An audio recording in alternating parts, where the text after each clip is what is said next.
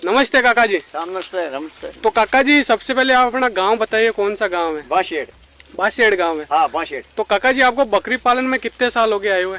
बकरी पालन हो गया मना देख लो 50 साल। 50 साल हो गया। हाँ। अच्छा, जैसे काका जी आप बूढ़े बुजुर्ग आदमी हो, 40 साल तो आपको बकरी पालन में हो गए। तो जैसे कोई नया बंदा है, हाँ। या हमारी तरह कोई युवा भी अगर बकरी पालन करे तो उसको कैसे करना चाहिए अंकल जी? कौन सी बकरी पसंद करना चाहिए और बकरी में क्या क्या देखना चाहिए, इसके बारे में बताइए। सिरोही गुजराती एक गुजरी है ना, दो ये अच्छी नस्ल की है। सिरोही एक गुजराती। अच्छा अच्छा। बस गुजराती है, बस सिरोही है। हाँ, जैसे व्हाइट मूंगे वो गुजरी और सिरोही है ना। बस। तो काका जी जैसे गुजरी और सिरोही नस्ल की अपन बात करें, इसमें तो बंदा जैसे छोटी पार्ट से शुरू करे या बड़ी बकरियां ले?